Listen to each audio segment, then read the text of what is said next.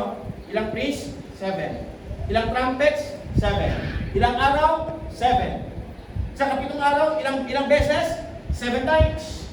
At alam niyo ba, ang strategy po nila mga kapatid, kung babasahin po natin dito sa verse number 10, na po nasabi ni Joshua, habang iniikutan sila, sumusunod yung mga sundalo, nandun sila, naglalakbay. Na po, and then, ang sabi ng Panginoon, sabihin mo sa mga sundalo, huwag silang mag-iingay. Basta ang gagawin nila, lalakad lang sila. Huwag silang gagawa ng ibang tunog. Walang bibig, sa kanilang bibig, walang lalabas na kahit anong salita. So, ibig sabihin, sabi sa mga sundalo, tahimik muna. Diba? Basta maglalakad lang tayo. Sino mag-iingay? Yung 7 priests na sila may trumpets, tama ba? Tapos doon sa pinakahuling ikot, doon sa ikapitong araw, sabi doon, sisigaw muna kayo. Ilalakasan nyo ang inyong sigaw.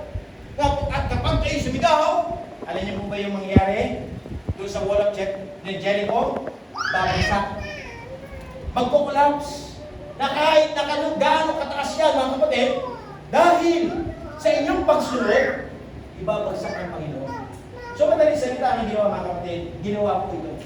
Sumunod si Joshua. Sinabihan yung mga sundalo. Sinabihan yung mga priest. At sila'y umikot. Ngayon, habang sila'y umikot, nagtataka yung mga kalaban na nandoon sa Jericho. Tinitingnan nila ano kayong ginagawa nila. Konti lang naman sila. Di ba? Kaya sabi ng mga nasa Jericho, huwag tayong matakot. Kasi, napakalaki ng wall natin. Matatalo natin sila. Madaling salita, nagsasaya pa sila. So, ginagawa nila, umiikot lang sila Joshua. Umiikot. Tinitingnan nila kung anong gagawin nila. Pero nagtataka sila, umiikot lang sila. Nako, pero na nangyari doon sa ikapitong araw, umikot na 7 times. At sila ay sumigaw ng malakas. Alam niyo po ba yung sigaw nila, mga kapatid, doon sila sumigaw?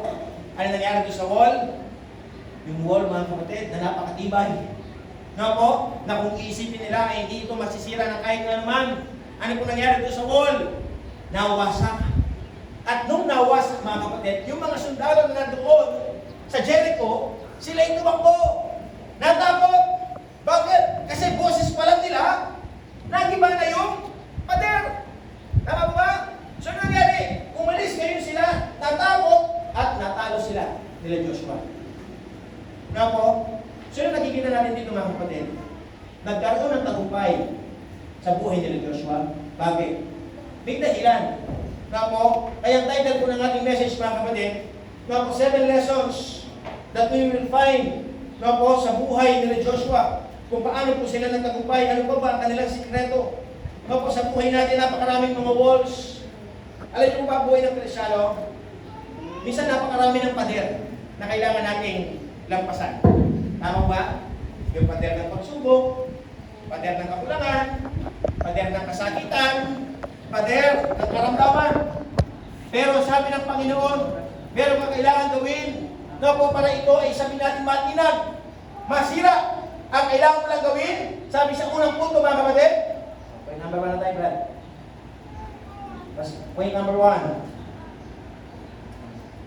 Sabi po ng point number 1, follow God even if the journey seems impossible or unexpected. What is the secret of victory? Bakit sila sabi natin nagtagumpay? Kasi bakit? Kasi sumunod sila sa Panginoon. They follow God. Even their journey seems impossible or unexpected.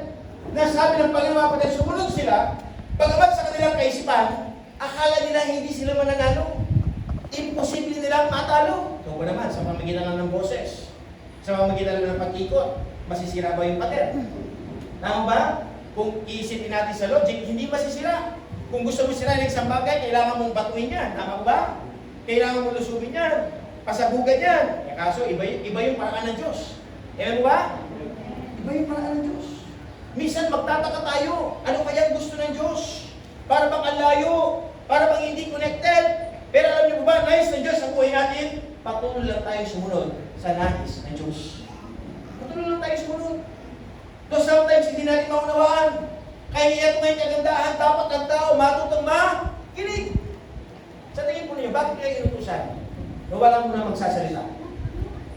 Nawala mo na mag-iingay. Na kailangan lang nilang gawin ay sumunod. Diba kasi naglalakad sila, muna yung Ark of Covenant, tapos yung mga sundalo nasa likod lang sila. Nakatingin lang sila. Yung mouth nila, mga bibig nila, mga kapatid, sinara muna nila. Bawal muna makipagkwentuhan. Bawal muna makipagpalitas, makipagchismisan. Anong kailangan nilang gawin? Sumunod! Ewan ba? Ano pong ang gusto ng mensahe ng Panginoon doon? Sa buhay po natin, alam niyo ba, hindi kailangan ng Diyos yung laging magsasalita. Ayan. Kasi karamihan po ng mga tao, managtao. Tama ko ba?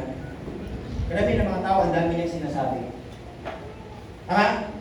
Karamihan ng mga tao, mga kapatid, yung bang hindi nila makuha-kuha yung mensahe. Bakit? Kasi nagsasalita yung leader. Sila rin nagsasalita. Tama ba? Kaya nga nangyari, hindi clear yung message. Bakit? Kasi merong ibang ingay. Kaya sabi ng Panginoon dapat sa buhay natin, when it comes to the Word of God, patuloy ka makinig. Unawain mo, ano yung mensahe ng Diyos? Ano yung plano ng Panginoon sa iyong buhay? Bakit kayo nandirito sa aming mga bisita? Bakit kayo nandirito? Hindi po aksidente na kayo nandirito. Di mo ba? Nandito tayo unang-una para magpasalamat sa Panginoon. Tama ba? Dapat lamang napasalamatan ng Diyos. Itong araw, iningatan ka ng Panginoon. Tama ba? Kapag tagumpay mo yung pagsubok, kapag tagumpay mo ang problema, nakatayo ka, kaya sa unang araw, tayo ay magpapasalamat sa Panginoon. Amen. Sabi ng Diyos, alam niyo po ba yung pananampalataya? Pagtitiwala sa Diyos. Saan ang gagaling? Saan nagmumula? Nagmumula po yan sa pakikinig. Pakikinig ng salita ng Panginoon. Amen. Kaya bilang isang Kristiyan, bilang isang tao, matuto tayo sumunod. Alam ko ba? Kasi ninyo po yung tao na hindi sumusunod, ano nangyari? Yung tao walang hindi siya marunong sumunod, yung bang ginagawa niya kanya sariling paraan, ano nangyari sa tao? Bumabagsak. Napapahiya. Tama ba? Para pag ganito yung instance, kung sabi ko sa mga boys, mga boys, tara dito kayo, sumama kayo sa akin. Dito tayo sa kaliwa. Kumanan yung isa. Ano yung utos? Dito tayo sa kaliwa. Meron ngayon hindi nakikinig. Di ba? Kumanan. Ano mangyayari? Ginawa niya kanya sariling gusto. Tama ba? Dahil hindi siya nakikinig, kumanan siya. Ano nangyari? Lahat kumaliwa, isa lang ang kumanan. Ano pag bumuka siya? Pag bumuka siya, katawanan. Tama ba? Na hindi niya alam mga kapatid, doon pala sa kanan, meron pala naghihintay na bangin. Na siya ay mahuhulog. Na siya ay mapapahamak. Tama ba? Pero yung mga sumunod, yung mga nakinig, dumaan sa kaliwa. Ano yung kaliwa? Tamang daan. Kaya niyo po mga kapatid, sa buhay mo natin, dapat matuto tayo sumunod. Follow God. Follow God's word. God's word. Diba? Follow His will. Sundin natin ang kalooban ng Diyos. Though sometimes, impossible. But with God, nothing shall not be impossible. Diba? Kaya sabi ng Diyos, hey, just follow me. Just trust me. Diba? Try to listen the word. Listen the plan. Listen the instruction. Nga po? Kaya sa buhay po natin, sa ating paglilingkod, alam niyo po ba nung pinakakailangan? Pagdinig. Makinig ka. Amen? Ano pa pakinggan natin? Susut ni Satanas o salita ng Diyos? Di po ba sa oras ito, iba't iba ang napapakinggan ninyo? Tama ba? Minsan may umuudyok sa atin ang ating kaaway, Satanas. Anong inuudyok niya sa atin? Na tayo makuha niya yung attention natin eh. Tama ba? Pero sabi na Diyos, hey, just listen. Just follow the command. Di ba? Alam niyo ba sa soldier, sa mga sundalo, napakalaga ng sumusunod eh. Kaya dapat tayo lagi ay sumunod. So this is the first secret. Follow God, even if the journey seems impossible or unexpected. Number 2. What's number 2? Number 2, basahin niyo ha. Ready, begin? And we listen, we can hear God speaking to us. Yun po mga kapatid, ito ba? Kapag ikaw ay nakikinig, kapapakinggan mo ngayon ang Diyos na mungusap sa iyo. Pastor, paano po yan? Kagaya nito. Na po, kagaya nung yung nagbabible study ako sa mga Soto family.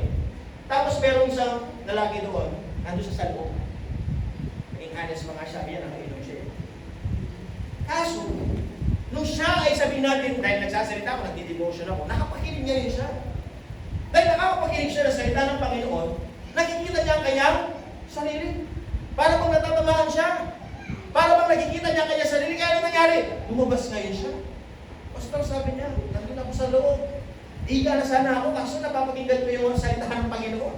Para bang nahihila ako. Diba? Anong ibig sabihin? Nakikita niya ang kanyang sarili dahil siya nakikinig. No po? Nakikita niya ang kanyang sarili kung ano siya sa harapan ng Diyos. Oo nga naman. Sino ko naman ako para hindi makinig? Oo nga naman. Tama ang Diyos, mali ako. Oo nga naman, marami akong pagkukulang, kaya anong kailangan kong gawin? Kailangan mo lumapit sa Panginoon. Kayo, kapag kayo nakikinig na salita ng Diyos, nakikita niyo ba kinakausap kayo ng Panginoon? Alam niyo po ba? Bagamat ako nagsasalita, pero nga may sinasabi salita ng Diyos. Kaya nga, ito yung pangungusap ng Diyos. At tanong, kayo lang po ba kinakausap? Hindi, maging ako. Bagamat ako nagsasalita, pero dahil ito yung salita ng Diyos, nangungusap din sa akin. Tapos sa buhay ng bawat isa. Alam niyo ba, there is no exception pagdating sa salita ng Diyos. Kahit sino ka pa, matatamaan ka. Amen?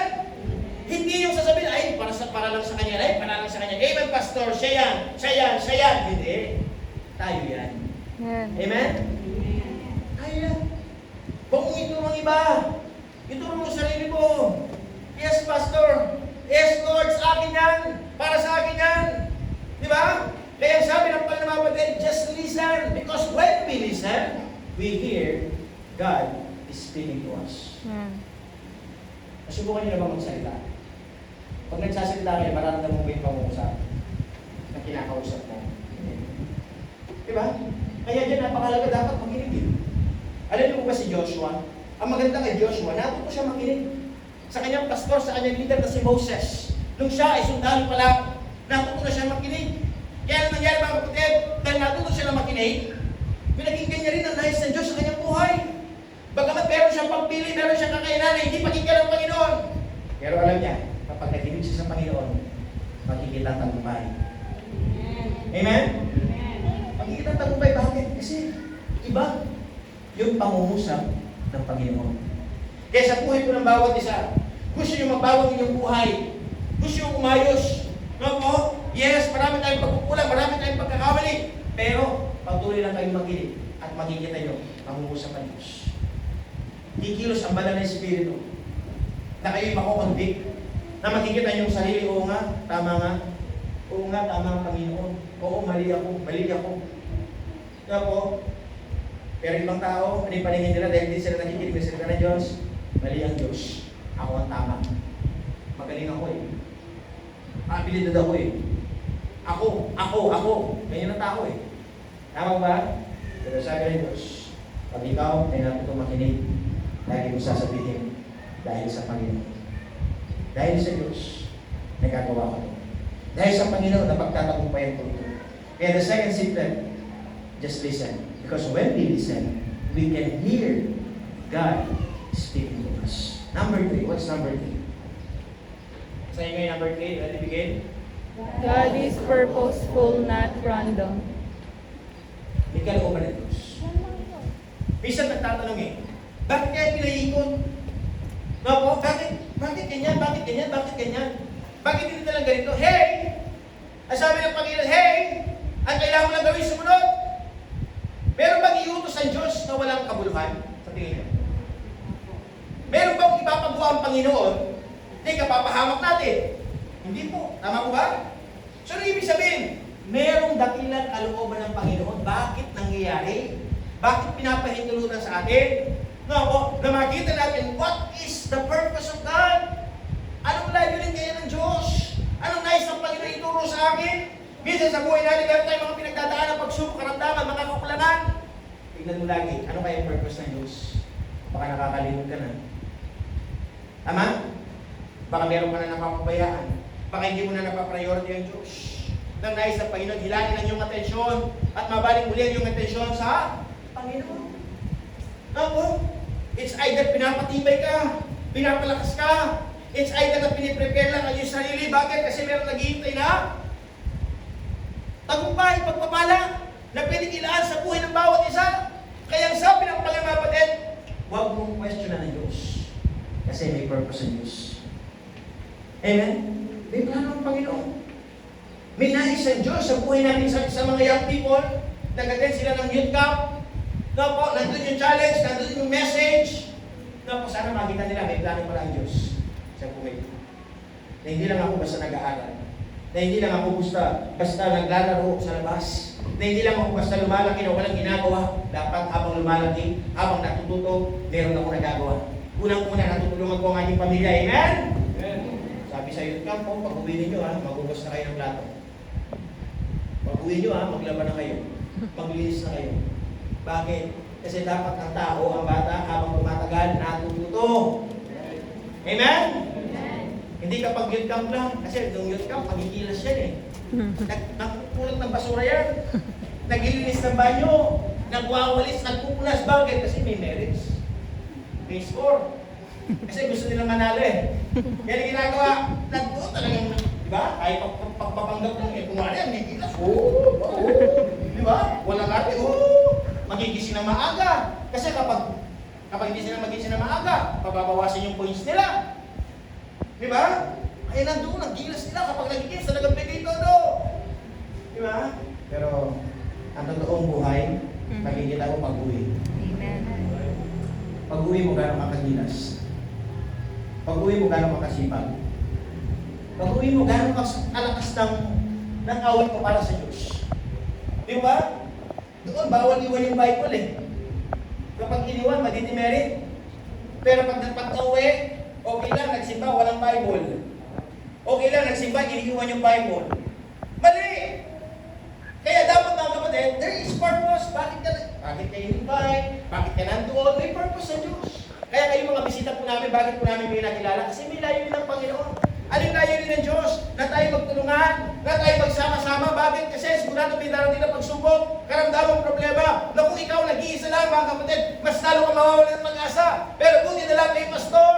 Amen? May pastor na nanalangin, may pastor na pumupunta, na hayagan tayo sa salita ng Diyos. Ano po nangyari sa atin? Lumalakas ngayon tayo. Tumatatag tayo. Lumalawak ang ating pangunawa. Hindi nyo ba nakikita mga kapatid, dati konting problema lang, agad umiiyak na. Di ba? Wala lang ng ganito, agad nawawala ng pag-asa. Pero ngayon, dahil nakakapagiling tayo ng salita ng Diyos, ano lang natin sinasabi? Andiyan ang Panginoon. Amen. Nakikita ng Diyos ang pangangailangan natin. Mag-provide ng Diyos. Amen. Magpapadala ng tulong ang Panginoon. Amen? Kasi bakit? May purpose ang Diyos. Hindi lang aksidente. Sabi dyan, not random. Hindi lang nagkataon. Tayo po hindi tayo naniniwala sa aksidente. Aksidente tayo nakita, hindi. Planado. Amen. Amen? Planado na tayo magkakilala. Planado na tayo magkasama.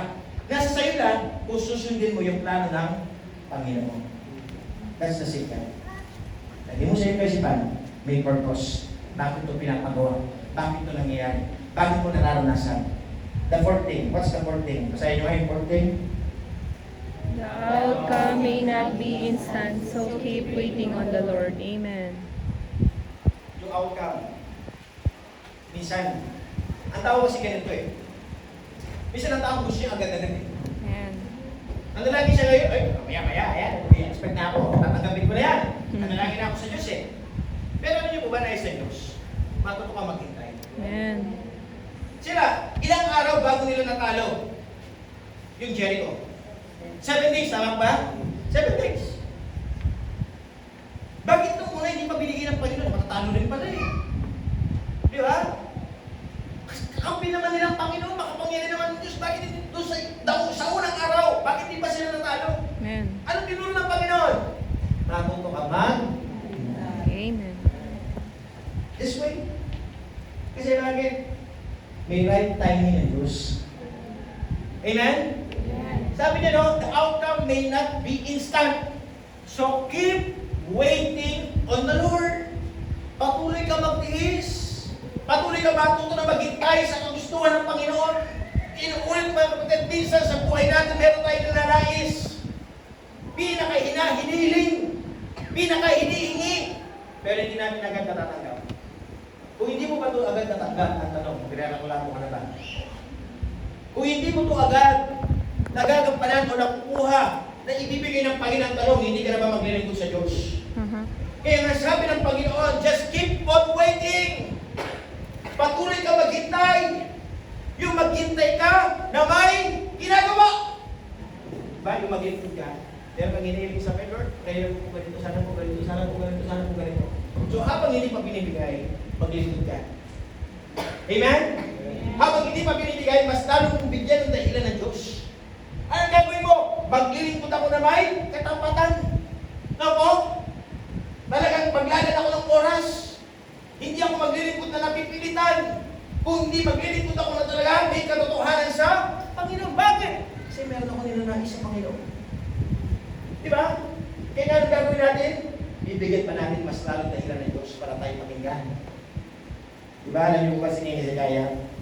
Si King Hezekiah, mamamatay na lang. Pero in-extend ng Diyos sa kanyang buhay, 15 years. Bakit kaya in-extend ng Diyos yung kanyang 15 years sa kanyang buhay? Kasi bakit? May dahilan.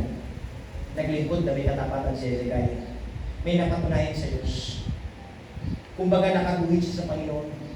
Napo, kaya ano nangyari mga kapatid? Pinakinggan si King Hezekiah. Bakit? Kasi meron siyang ginawa para sa Panginoon. Kaya tanong tayo, bakit ka pakikinggan ng Diyos? Meron ka na maginawa sa Panginoon? Ayoko kung saan meron na. Ang tanong, gano'ng kadami? Gano'ng kadami? Kaya sabi ng Diyos, mga kapatid, just keep on waiting. Manatili kang maghintay. Maghintay na maghintay. Bakit? Kasi may right timing ng Diyos. Amen? Sabihin mo nga, may right timing ng Diyos sa akin. Sabihin mo, ready, go! May right timing ang Diyos sa akin. May right timing. Nako, huwag tayo magpapura. Sa lahat ng instant, alam niyo ba yung instant word na instant? Di ba ginagamit ko sa mga noodles? Sa mga kape? Diba? Mabilisan yun eh. Alam niyo ba yung word na mabilisan? Instant. Nako, kapag instant, delikado. Nako, sabi nga ng mga doktor, lahat ng instant, delikado yan. Kasi bakit? Pinabilis yun. Nako, ganun din po sa pera. Instant millionaire, delikado. Diba? Instant, tumakas yung posisyon mo, delikado rin. Kasi ano sasabihin, ay, tumakas yung posisyon niya, siguro karelasyon niya yung boss. Di ba? Biglang yaman, ay, siguro drug lord. Tama? Yun eh, instant eh. Kasi bakit? Nabigla lahat eh. Biglang yaman eh. Tama ba? Biglang yaman. Ay, biglang yaman, siguro ano yan? Obo. Di ba? Nakatira siya sa farm. Di ba? Yung bang, kapag kasi instant mga kapatid, may something, ay mas maganda na yung dahan-dahan. Amen. Amen? Dahan-dahan ka, makita mo yung pagtitiis. Makita mo yung bunga. Kasi bakit? Natuto kang maghintay sa kalooban ng Diyos. Alam niyo ba kapag right timing na, bubuhos na yung blessing. Bubuhos na. At alam niyo ba kapag bumuhos yung pagpapala, nasa timing ka na ng Panginoon, walang makakapigil. Kasi bakit? Yun na yung right time. Kaya sana sabi ng Diyos, just keep on waiting. Huwag kayong mainip. Could you imagine, 7 araw hindi sila nagsasalita? 7 araw hindi sila nagsasalita kasi bawal sila magsalita eh. Di ba? Kaya nung nagsalita sila, wah! Di ba? Dahil sa sobrang lakas. Di ba? Lakas ng kanilang dating. Di ba? Nagiba. Pati pader. Hindi yun. Hindi dahil hindi sila nag-colgate. Hindi. Dahil nga natutok sila maghintay. Kaya nung time na, binigay na nila yung best nila. Di ba? Kaya nangyari, nagkaroon ng victory. That's number 4. Number 5. What's number 5? Andiyan pa ba kayo? Say amen? Amen! Kasi po, dahil 7-7 tayo, 7 din yun eh. Diba? What's number 5 na sa inyo ba? We are not sufficient in and of ourselves. We need God. Yan po, mga po. We are not sufficient in and of ourselves. We need God. Dumating din sa punto, nasabi nila kay Joshua, Joshua, ang dami naman natin eh. May mga magagaling naman, ng mga sundalo. Tara, lusubin na natin sila. Di ba? Kung titignan nila, yes, kaya nila. Tama ba? Kaya nila kasi bakit? Training sila, nakatrain sila eh. Kaso, hindi mo lang makakayanan basta sa iyo sarili. Kagaya po sa inyo. Minsan, nagre-review ka. Tama? Review ka na review. Kinabukasan, nakalimutan mo. Bakit mo nakalimutan? Kasi hindi pinaalala ng Diyos sa'yo. Tama? Yung nag-test ka, nakalimutan mo na nag-pray.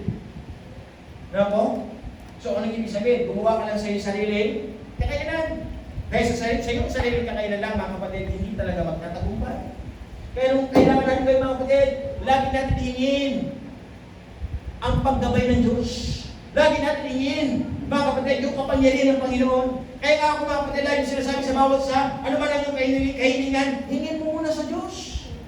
Humingi ka muna ng guidance. Humingi ka muna ng knowledge. Ano ba kailangan kong gawin? Ano ba decision ko? Ano ba kailangan action na aking gagawin? Mag-inquire ka muna ngayon sa Panginoon. Alam ba yung word na inquire? Di ba kapag nag-a-apply kayo, mag-inquire muna kayo. Ama? Para malaman mo ilang buwan, anong araw, yung babayaran, tama ba? Gano'ng katibay, gano'ng katatag, aalamin mo muna. Ganun din ang kailangan natin gawin, mga kapatid, sa buhay natin. Kailangan mo munang alamin sa Panginoon. Isang bumuli muna sa Diyos. Kaya dapat matuto ang bawat isang manalangin. No po kasi bagay, we need God. We need the power of God. We need, mga kapatid, the guidance of our God sa buhay natin. And that is the secret. Marunong sila, malakas sila, pero hindi sila gumawa sa kanila sarili lakas. Naghintay sila na doon sa nais ng Panginoon. And that is number 5. We are not sufficient of ourselves. Hindi mo talaga kaya sa iyo sarili. Kahit na marunong ka, kahit na may influensya ka, marami kang kakilala, pero kapag ang Diyos hindi mo kasama, hindi pa rin magtatagumpay. Kaya dapat lagi natin hingin na tayo kasamahan ng Panginoon sa buhay natin. What's number 6? Number 6.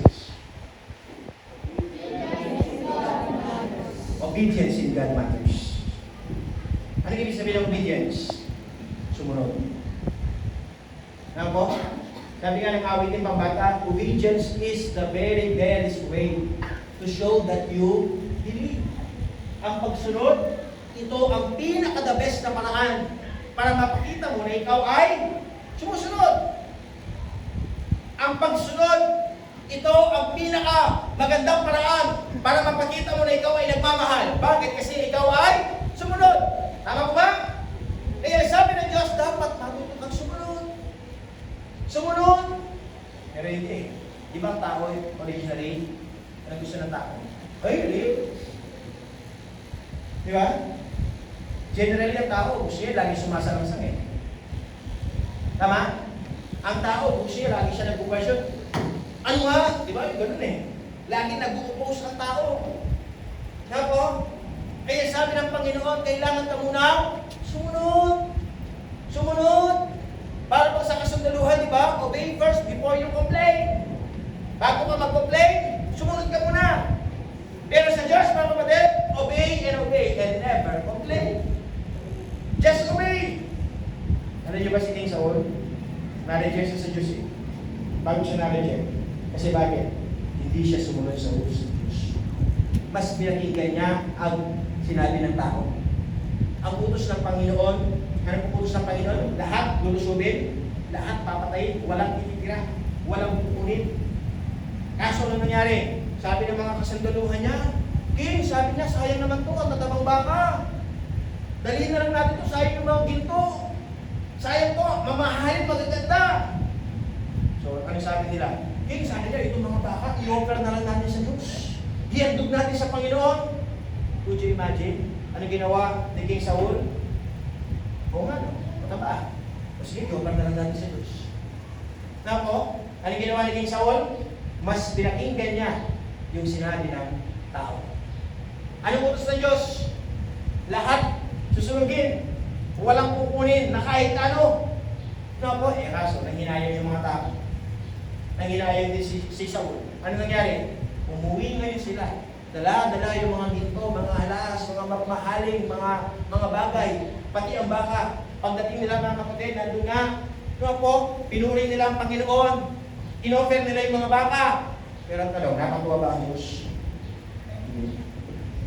Hindi natuwa ang Diyos. Kaya nga nasulat na sabi ng salita ng Diyos, to obey is better than sacrifice. Ang sumunod, mas maganda pa sa pagsasakripisyo. Nako, kaya nangyari po that day, si Saul, hari siya, natanggal ngayon siya sa pagkahari. Bakit? Kasi hindi na siya sumunod sa Panginoon. Alam niyo ba, kamukha sa mga bata. Di ba kapag ang mga bata hindi sila sumusunod sa mga magulang, nalulungkot kayo, tama po ba? Nalulungkot kayo, nakakawalan ng gana. Minsan gusto mo siyang bilhan, tama po ba? Gusto mo siyang bigyan ng regalo o bigyan ng mga bagay-bagay. Eh dahil sa kanyang pag-iinis o wail, ibibigay pa ba? Kasi bakit? Nakakawalan ng gana. Kung sumagot, pabalang. Tama?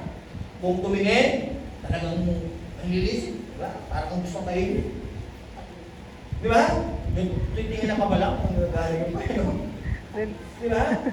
Kung makakilos, may pagdadabog.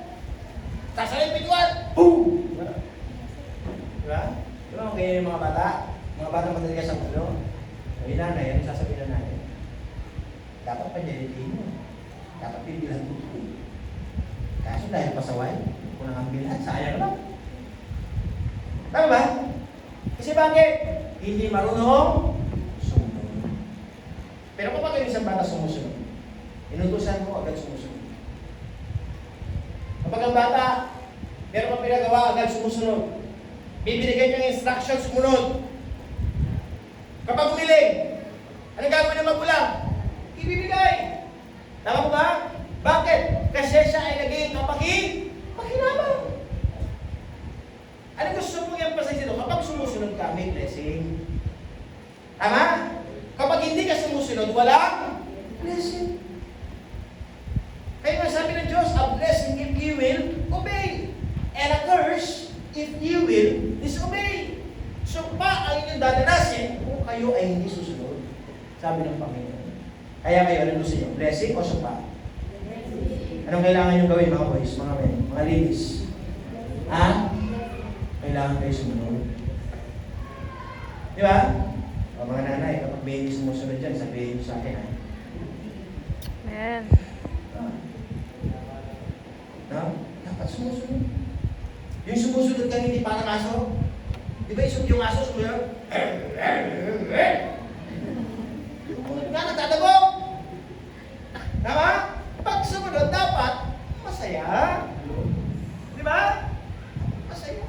Kasi bakit? Nakakatulong ka sa magulang. Ano gusto nyo? Ano gusto nyo gawin? Nakakatulong sa magulang o perwisyo sa magulang? Ha? Amen? Yung iba, hindi sumasagot. Perwisyo ata ko. O, inuulit ko mga men. Anong gusto nyo? Nakakatulong o perwisyo? At nakakatulong na. Nakakatulog. O, ladies! Ayun, nakakatulong pala kayo eh. Nakakatulog. Okay, mga ladies. Ha? Ano, masunurin o magiging mandita? Ha? Ha? Susunod? Ha? Amen. Minsan di mo na alam kung sino nanay eh. Tama? Kasi minsan mas malakas pa yung boses ng babae. Di ba yung anak? Kesa sa nanay. Di ba? So mali. Di ba mga ladies? Mga ladies para malulo ah. Anong gagawin yung mga ladies? Susunod? Susunod o magiging maldita? Ha? Oh. Nanay, kapag hindi sumusunod yan ha? Oh, sabi ni Pastor, pag hindi ka sumusunod, magiging maldita ka. Di ba? Susungay mo, lumalaki na. Di ba? Di ba? Yung ngipin mo, pangil na. Di ba? Kaya dapat obedience. Obedience in God matters. Also, obedience in parent matters. Now po, and what's the last thing? Number 7. What's the last thing? What God promises, He will fulfill. Alam niyo ba hindi kayang gawin ni Diyos? Magsinungaling. Pag sinabi niya, gagawin niya. Kasi nga, Diyos siya eh. Kaya ano sabi niya, mga kapatid, ano ang pinangako ng Diyos? Tutuparin niya. Hindi tayo kamukha ng tao, sabi ng Panginoon, kasi ang tao nangako na, mapapako na. Tama ba? Para ba mga politiko lang yan eh. Bakit mga politiko, halalan na. Makakabot na. Makuha ko ng buhay. Bibigyan ko ganito, 4 piece, 8 piece, 5 piece. Di ba? Pangako lahat eh. Di ba? Ang pangako lahat. Di ba? Yung mga politiko, kapag nangangampanya, ang gaganda naman, opo, sige, bibigay ko yan. Di ba? Tatawagin yung pangalan ko, nandun ako. Pero pag nakaupo na, nagtatago na yan. Yung gate, lagi na sarado. Di ba? Hindi mo na makikita. Tama ba? Kasi ano yung motto ng politiko? Nangako na nga ako, tutuparin ko pa ba? Di ba? Kasi gano'n sila eh. Hanggalan silang pangako. Nako, hanggalan sila pangako. Kaya sabi nga ng politiko, nangako na nga ako, tutuparin ko pa. Ang dami mo naman pinangako eh. Di ba? Kaya doon tayo, ang pangako ng tao, napapako. Pero ang pangako ng Diyos, pinutupad niya. Amen? Kasi bakit? Ang Diyos ay totoo. Totoo siya sa kanyang salita. Totoo siya sa kanyang gawa. Totoo siya, mga kapatid. Bakit? Kasi siya ay Panginoon. Diyos ng tagumpay. Kaya ang sabi ng Panginoon, ano ang pinangako ng Diyos? He will fulfill. God promises. He will fulfill. Ang dami mong pinangako ng Diyos. Ang dami pinangako ng Panginoon. Kaya lang, ipasukan ng Diyos. Handa ka ba sumunod? Handa mo bang ipagkatiwala ang iyong buhay? Handa mo bang ipagkatiwala ang iyong pamilya? Kasi nga sabi ng Diyos, gusto natin makita yung victory, tagumpay, kagaya sa buhay ni Joshua, meron tayong kailangan gawin. Amen? Hindi ka lang basta nakaupo. Hindi ka lang basta naghihintay ng grasya. Hindi ka lang basta nandun sa iyong tahanan. Yes, ang sipag-sipag mo nga, talagang nandun yung hardworking. Kaso wala naman ng Diyos. Wala rin sa isahin. Kaya po, kaya kailangan natin gawin. Patuloy natin isali ang Panginoon. Patuloy makita natin ang Diyos na napakalaki. Patuloy makita natin ang Panginoon siya ang liwanag. Patuloy makita natin ang Panginoon siya ang ating kasiyahan, ang ating kalakasan. Kaya sabi ng Diyos, ano man ang iyong mga pinagdadaanan? Mapagtatagumpay ang bagay kasi kasama mo. Amen. Hindi ka nag-iisa. Always remember this. Iniisip mo, di mo kaya. Pero lagi mo tandaan, kaya ng Diyos. Hindi ko man kaya, pero alam ko, kaya ng Diyos. At ang Diyos nasa akin. At may pangako ang Panginoon sa akin. Kaya ang kailangan natin gawin, patuloy tayo maglingkod na may katapatan. Gumawa tayo ng mga bagay-bagay. Bigyan natin ang dahilan ng Diyos. Kaya ako bilang lingkod ng Panginoon sa lahat, sa buhay mo ng bawat isa, unahin muna natin ang Panginoon.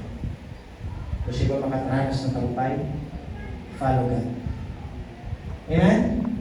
Sundin mo Diyos. Just obey. Just listen. Matitinig mo. Yung tinig ng Panginoon, pangungusap ng Diyos sa inyong buhay. At ang sabi ng Panginoon, mga kapatid, ipupulfill ng Panginoon ang kanyang pangako. Kaya kailangan natin gawin. Sundin. Number 7. It is a perfect number. Lahat ng ating pinag-aralan, 7. Kaya yung perfect way is God's way. Not your way. Not your own way.